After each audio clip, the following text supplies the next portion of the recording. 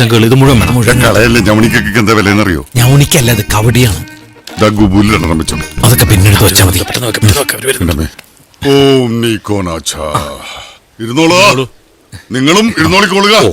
ഓം ദിഗംബരശനായ കണ്ണട മാറ്റ്. ഗ്ലാമർ കൂടി പോയല്ലേ. അപ്പോ എന്തൊക്കെയാ? തലക്കുറി ആയിക്കോട്ടെ. തലക്കറി കഴിച്ചിട്ട് കുറച്ചു നാളായിരിക്കണു. തലക്കുറി വായിച്ചിട്ട് കുറച്ചാളായി. അതാണ് ഇതാണ് കുട്ടിയുടെ തലക്കുറി.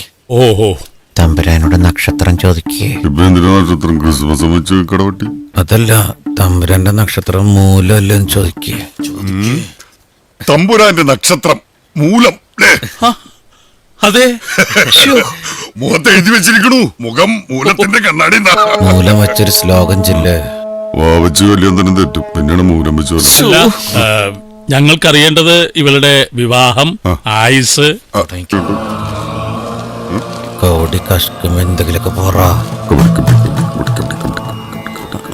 മതി. എന്തൊരു സുഖം. വെറുതെ ജോത്സ്യന്മാര് നിന്നെ പിടിവിടാത്തത്. മതി. ഇനി ഓരോന്ന് കളത്തിലേക്ക് തിരിച്ചു വെക്കേ. എന്താ പിന്നെ ചെയ്യേണ്ടത്? കളത്തിലേക്ക് വെക്കേ.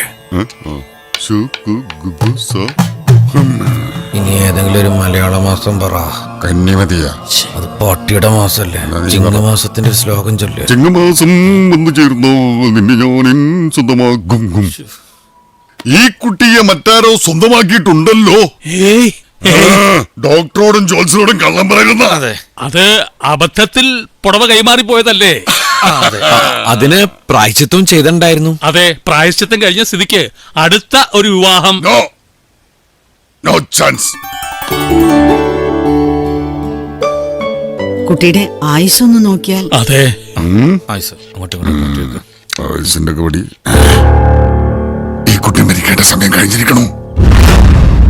തലനാരെടുക്കാൻ രക്ഷപ്പെട്ടത്. ഇനി ഈ കുട്ടിക്ക് മരിക്കണവരെ ഒടുക്കത്തായുസ. എന്താ? അത് ഈ ദീർഘായുസാണ് ഇനി മുതൽ എന്നാണ് പറയണത്. എന്താ പിന്നെ ബാക്കി നാളെ ആവാം. വീശാൻ സമയമായിരിക്കണു. എന്താ? തെക്കൻ കാറ്റ് വീശാറായാ പിന്നെ അത് ഈ രാശി കയ്യും പറക്കും. അസ്തമിക്കാറായിരിക്കും. അസ്തമിച്ചു കഴിഞ്ഞാൽ പിന്നെ കൂട്ടണ്ട. വിശദമായിട്ട് നാളെ ആവാം. ആയിക്കോട്ടെ.